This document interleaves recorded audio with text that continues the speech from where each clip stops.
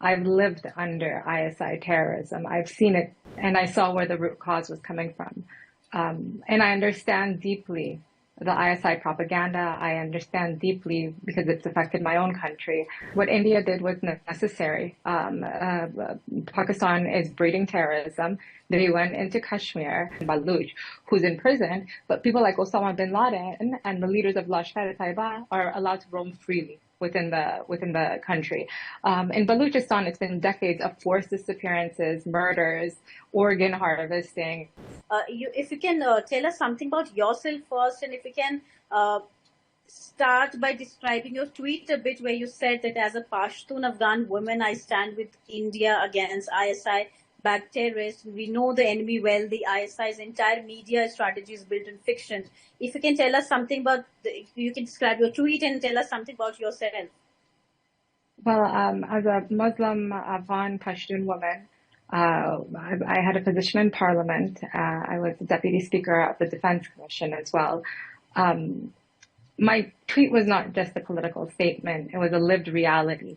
I've lived under ISI terrorism. I've seen it firsthand in the last 10 years, over 10 years of my life. And I saw where the root cause was coming from. And I understand deeply the ISI propaganda. I understand deeply because it's affected my own country in the worst case scenario with countless lives lost, of how they peddle the same lies over and over again and breed terrorism. There's more I can say about myself and more I can say about the tweet, but I'll let you go to the next question. Right. Mariam, while India has hit terror infrastructure in Pakistan and Pakistan occupied Kashmir with Operation Sindoor and proofs being provided to the world, Pakistan has been peddling fake narrative. What is your comment on that, and how do you look as India's strike against terror infrastructure in Pakistan? I think that what India did was necessary. Pakistan is breeding terrorism. They went into Kashmir and they killed innocent lives. You can't let that go that simply. And the attacks that India is doing is in a very responsible way. They're going after terrorism outposts, terrorist camps, places where the military is helping terrorists breed even more in Pakistan. So the propaganda that's being peddled by India is the same issues that they've been doing for the last 77 years. It's the same lies that they've been peddling out of these troll farms online, out of their paid media spokespeople that are speaking, even out of their own ISI, their leadership, as well as their Minister of Foreign Affairs.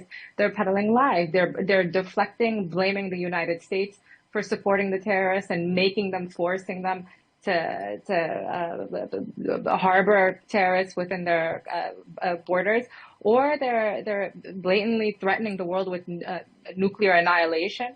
It's completely ridiculous, and I think the world is understanding very clearly who India is and how that's an economic power that's helping uplift the world, and who Pakistan is. Pakistan is now known for terrorism, and they're inflicting terrorism amongst their own people as we speak. Right. Talking about Pakistan, Balochistan has been burning for decades. The people of Balochistan don't have much access to their own assets. Pakistan is unable to hold ground in their own country. They have the Balochistan people have been killed. They have vanished. How do you look at the war and aggression that Pakistan is facing within, and now Baloch leaders they are declaring independence from Pakistan and seeking support from India and global community? Well, it's not just the Baluch. It's the Baluch, it's the Pashtuns, it's the Sindhis, it's even Punjabis. I think everyone is sick of a military dictatorship that they're living under. In Balochistan, we have a peaceful, nonviolent activist like Dr. Mahran Baluch, who's in prison, but people like Osama bin Laden and the leaders of Lashkar-e-Taiba are allowed to roam freely within the country. In Balochistan, it's been decades of forced disappearances, murders, organ harvesting, the looting of their natural resources, gold, copper, oil, are being looted, but the people are still starving and they're still poor, while people are, ISI generals specifically, are living a lavish lifestyle off of these people's blood. So then they come in and they say, okay, we're doing counterinsurgency projects in Balochistan or in Khyber Pakhtunkhwa. This isn't counterinsurgency. What you're doing is forced colonization, forced occupation is what's happening in Balochistan and in Pakhtunkhwa. So unless you have a military stronghold, you can't keep your own territory. So within the borders of the so-called borders of Pakistan, they're using military to keep control of their own people. So this country is slowly imploding from within.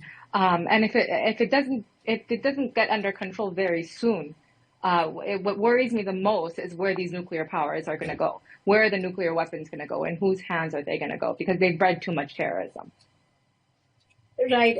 Mariam, talking about India, India provides various forms of aid to Afghanistan, including humanitarian assistance, developmental partnerships, and infrastructure products. How do you look at India's support for Afghan people? I think India has always been a true friend to Afghanistan. They haven't supported any warlords. They haven't supported any proxy regimes. They haven't supported anyone. They've supported the Afghan people, the Afghan nation, from schools to food to dams to health. It's beautiful, and I think that we saw the solidarity of the Afghans come out whenever this war between Pakistan and India came to, and wholeheartedly, the Afghan people stood up and said, no, we're standing with India.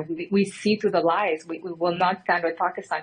So the Afghan people, not speaking from any government or warlord, the Afghan people are true brothers and sisters to the Indian people.